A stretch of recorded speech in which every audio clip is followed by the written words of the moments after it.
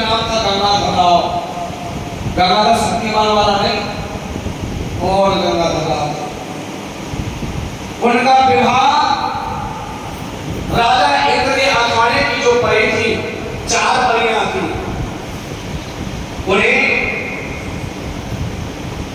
उनके नाम में आपको बताऊं, रंभा, मेनका, तिलोत्तमा और उर्वशी।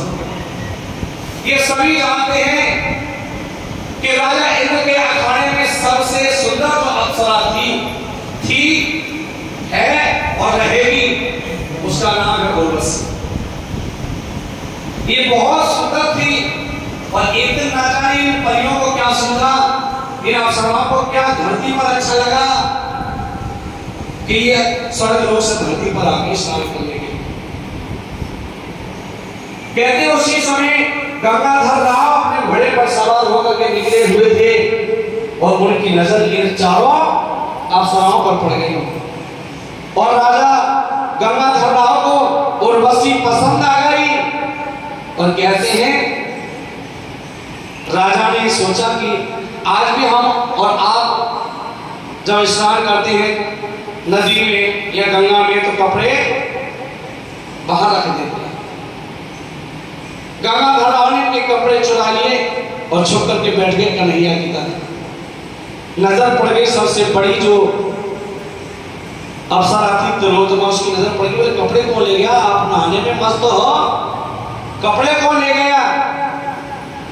जवाब दे, देखो आवाज लगाई कि जिसने हमारे कपड़े उठाए वो कृपा हमारे कपड़े दे दे। तब आवाज आई कि कपड़े तो वापस दे देंगे लेकिन हमारी एक शर्त है। बोले क्या? कि जो सबसे छोटी वाली अप्सरा है ये मेरे मन में बस चुकी है। अरे सूरत तेरी मेरे मन में बसी, अरे मेरी बहारी,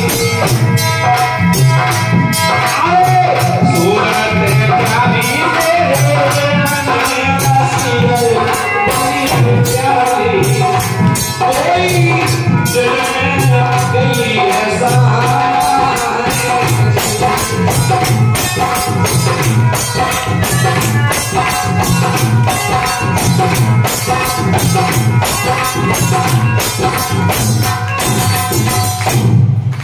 जब इतनी सुंदर बात सुनी, जवाब दिया इसका नाम क्या है? उर्वशी। क्या चाहते हो? इसके साथ विवाह करना चाहते हैं। और तब तुरंत मैंने कहा कि देखो ये इंद्र के अखाड़े की सबसे सुंदर अप्सरा हम आपको कैसे दे दें? हाँ एक उपाय है। बोले क्या?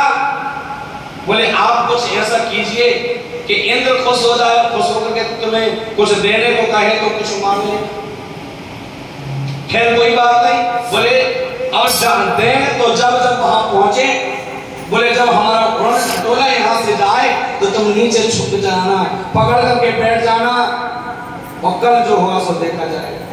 राकेश क्या खा रही है?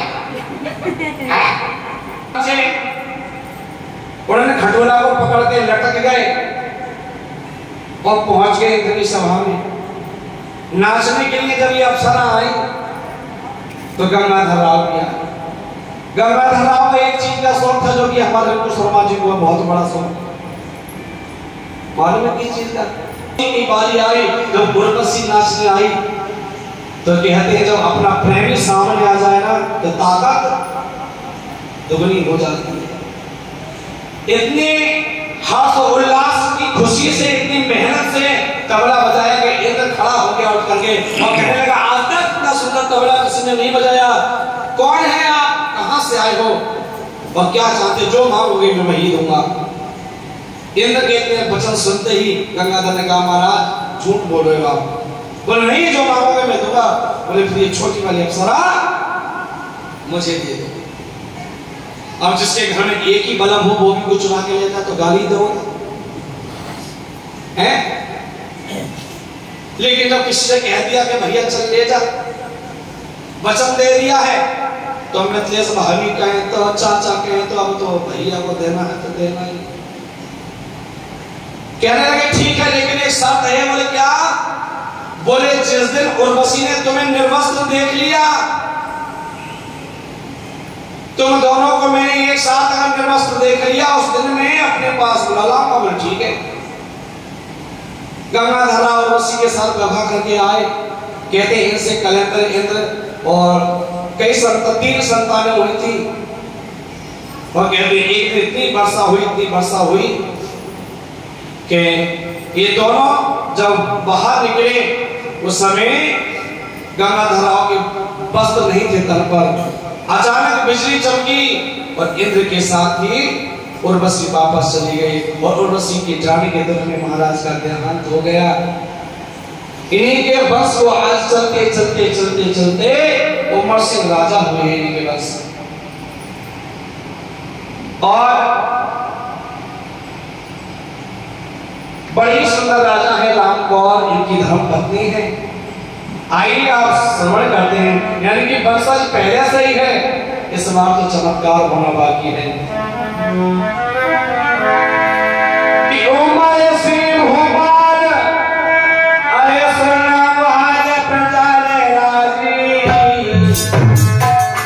अरे जाकी यस कीरत की धारा अरे सुन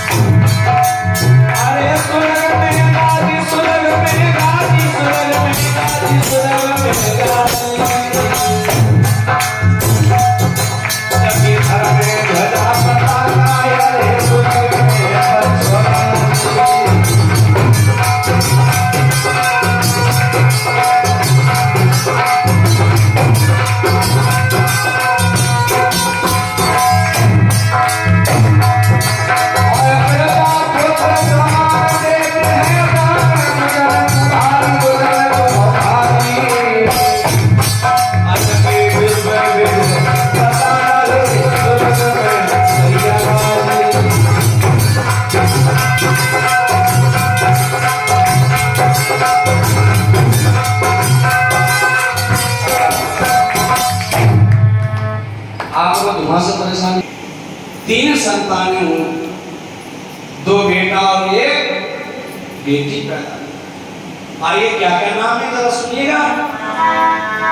अरे जेवर से जेठो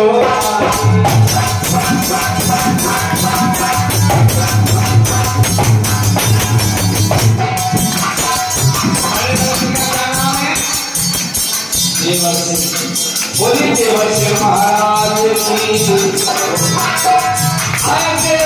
से जेठो भाई बढ़ने बरस में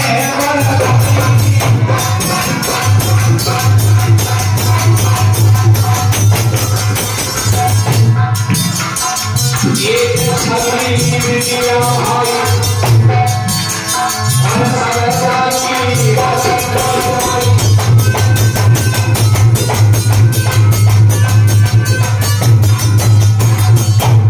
बड़े लड़के का नाम है जेवर सिंह, छोटे बेटे का नाम है नेवर सिंह और जो बेटी है उसका नाम है छबीली।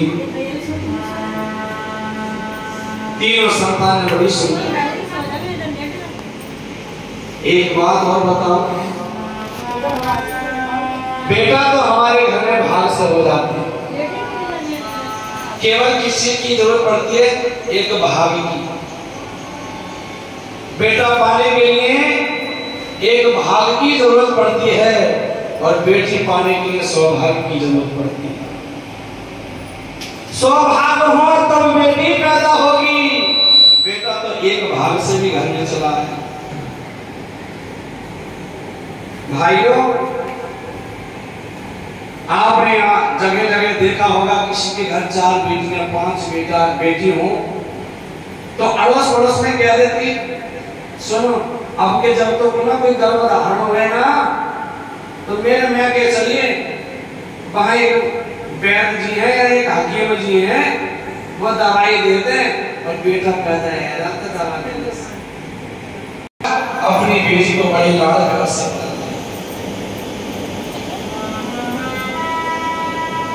जब बेटी हमारे घर में पैदा होती है ना तो 3 चीजें अपने साथ जन्म के समय ही लेकर आप कभी भी देखना अपने जीवन में परीक्षण करके कि पिता अपनी पुत्री को प्रेम सबसे ज्यादा करता है, बाप बेटी को बहुत प्यार करता है और माँ लल्ला को प्यार करती है। बेटी एक हो या तो बेटी या से टेढ़ी मेढ़ी मोहन करती है। हमारे श्रद्धेय गुरु रिको शर्मा जी 10वीं अरदास बेटी की प्यार के लिए लेकर के आए हैं, भगवान खुशी करें।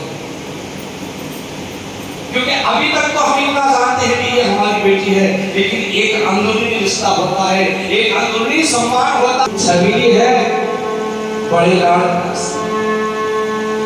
जीवन पालन हो रहा है उस कन्या का, धीरे धीरे सब जवान होने। आज बेटी हमारे घर में जब आ जाती है तो इन 3 चीजों को साथ में और आती है तो लेकर आती है। इसलिए कहा कि हे पिताजी, बेटियों का सदैव सम्मान करो। एक बार की बात है समाजी,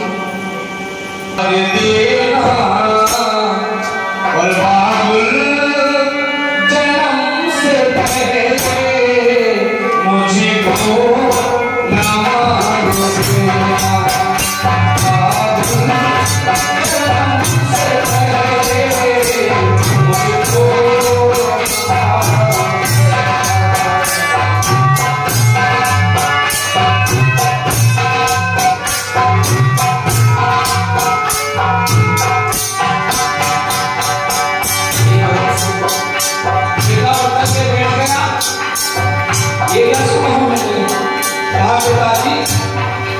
मैं तुम्हारी बेटी बोल रही हूँ। चाहे तू प्यार देगा, दुलार देगा, चाहे तू प्यार देगा, दुलार देगा।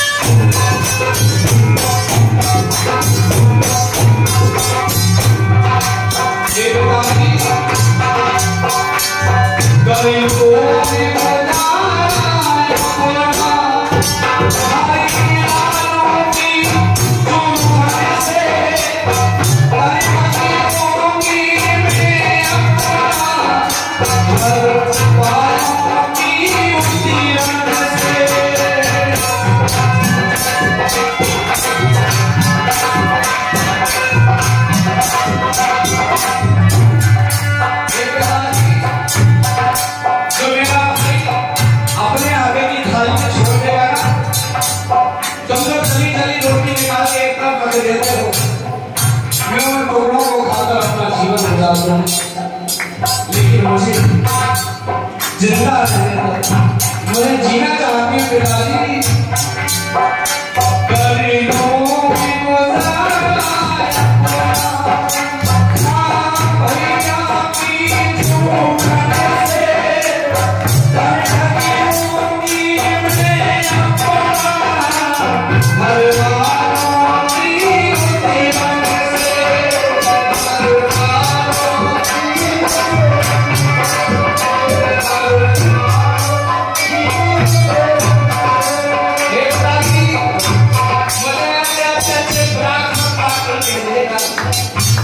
मम्मी की जो साड़ी फट जाएगी ना, मैं किसी पड़ोस में जाकर किसी अच्छे टेलर से अपना उसी फटी हुई साड़ी का फ्रॉक बनवा लूंगी।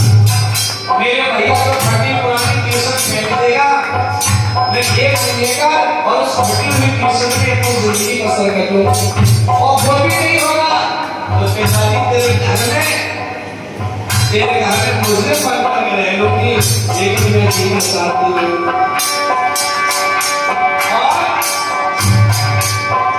कोई गलती हो जाए तो, कोई गलती हो जाए तो, और तेरी गरीबों को भावेगा।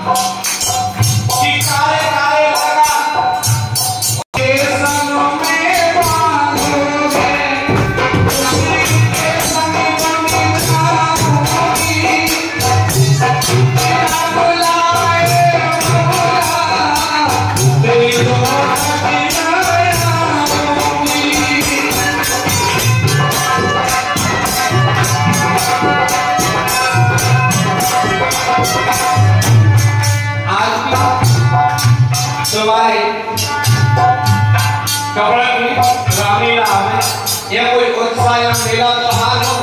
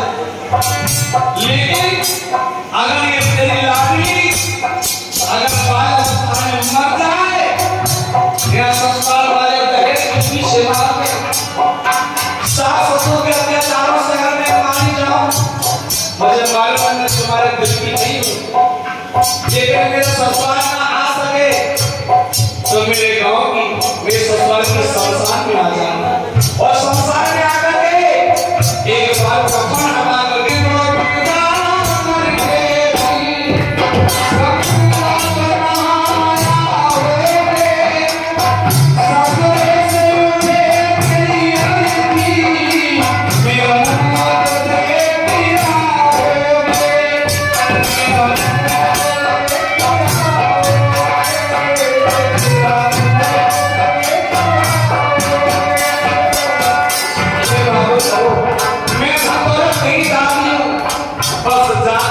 जाते, इस मिट्टी में मिलते मिलते एक चीज मांगूंगी तुमसे। बाप बेटा भाई क्या चाहिए? जब आपने अपनी ममता की आंसू मेरी लाश पे गिरा देना, बस मैं वही मोती का खजाना लेकर के हंसते हंसते तेरी गोद और तेरी सर्दी से विदा होगा। सदैव सही काम पिताजी, बस आंसू के दो मोतियों का दहेज मरते समय मेरी अर्थी पे डाल देना।